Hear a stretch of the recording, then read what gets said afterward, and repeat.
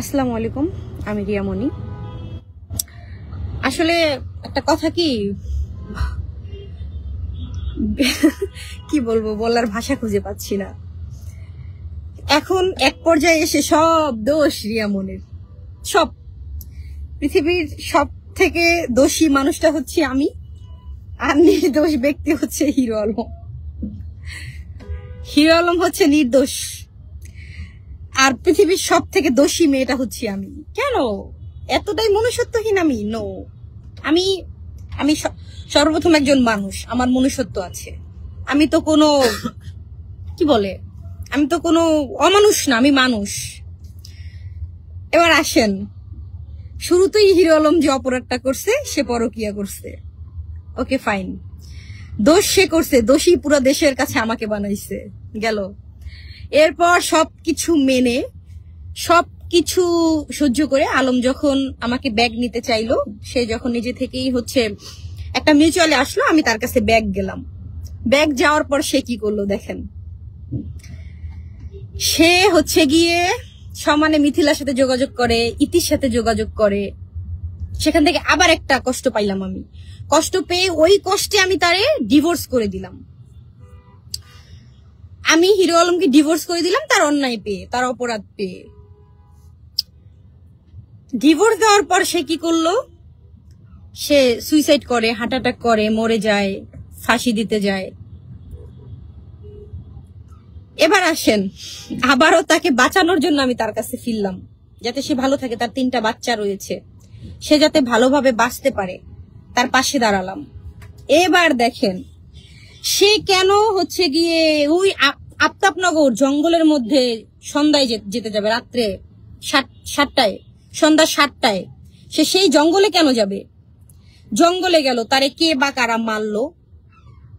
সে কিন্তু শুরুতেই বলছে যে আমাকে অ্যাটাক করছে, এটা বলে কিরে তুই নাকি আবার রাজনীতি করবি। তার মুখের ভাষা এটা, সে বলেছিল তুই নাকি আবার রাজনীতি করবি, এটা বলে তার উপরে অ্যাটাক করেছে। তখন কিন্তু শুরুতে কিন্তু একটা ফোঁটাও বিন্দু মাত্র বলে নাই যে আমি রিয়াজকে দেখছি। এখন লাস্ট পর্যন্ত যখন দেখলো যে পুরা দেশের মানুষ বলতেছে যে এই ঘটনার সাথে রিয়ামণি, রিয়াজ জড়িত, এখন এটা বলতেই পারে একটা পারপাসে, তাই না? হিরো আলমের কারণেই তো রিয়াজের সাথে আমার পরিচয় হয়েছে, রিয়াজের সাথে আমি কাজ করেছি। হিরো আলম পরকিয়া করেছে বিধায়ী আমার বাইরে কাজ করতে হয়েছে। একটা পর্যায়ে রিয়াজের সাথে একটা পরিচিত হয়েছে, আমার পরিচয় হয়েছে। এখন সে শুরু থেকে বলে একটা, লাস্ট পর্যায়ে এসে বলে রিয়াজকে সে দেখছে।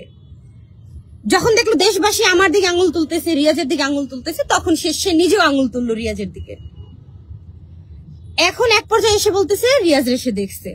এখন এখন এই বর্তমানে সে বলতেছে সব দোষ আমার।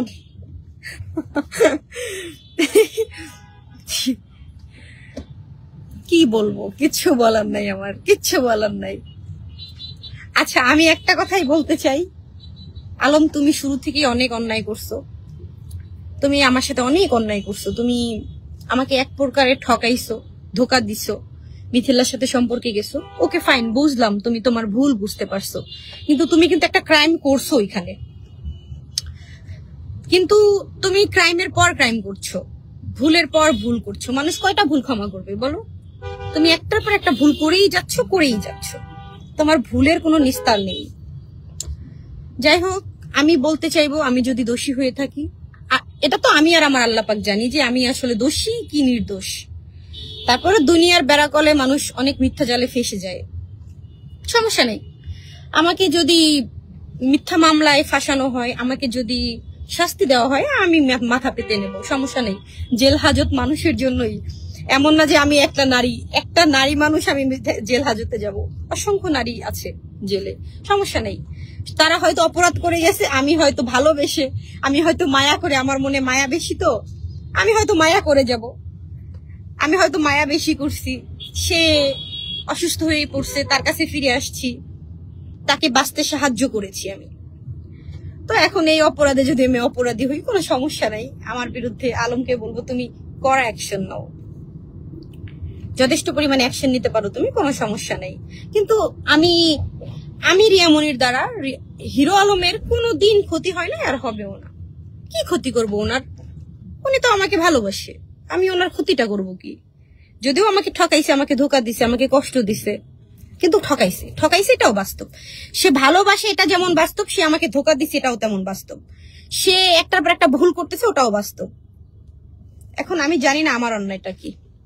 এনিওয়েজ, সবাই ভালো থাকবেন, দোয়া রাখবেন।